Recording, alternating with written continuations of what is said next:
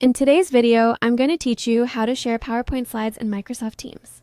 If you find this useful, consider subscribing and liking the video. First, open your browser and navigate to the Microsoft Teams website.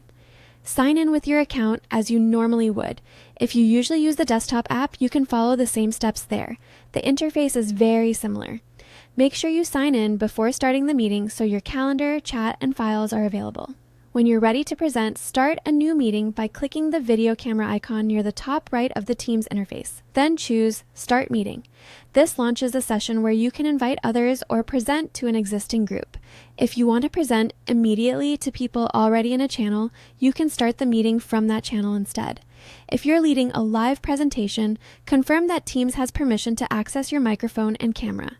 Your browser or operating system may ask for permission the first time, and you'll need to allow it to speak and show video. Double-check your microphone and camera settings in Teams before you begin, so your audience can hear and see you clearly. If you prefer not to show video, you can leave the camera off and still share your screen. Once the meeting is running, locate the controls at the bottom of the meeting window and click the Share button. This opens the sharing options and is the gateway to broadcasting your slides. Take a quick moment to make sure your PowerPoint file is open and ready, whether it's on your desktop or in a browser tab. When choosing what to share, you have a couple of reliable options. Selecting entire screen is best if you need to switch between multiple apps during your presentation, such as showing a demo, a spreadsheet, and then your slides. Be mindful that everything on that screen is visible to participants, including notifications, so consider enabling Do Not Disturb mode. If you want to minimize distractions, choose specific window and select the PowerPoint window. This broadcasts only your slide deck and keeps other windows private.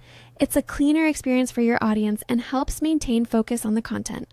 Those are the core steps. Sign in, start the meeting, ensure permissions, open share controls, and pick the right sharing mode for your needs.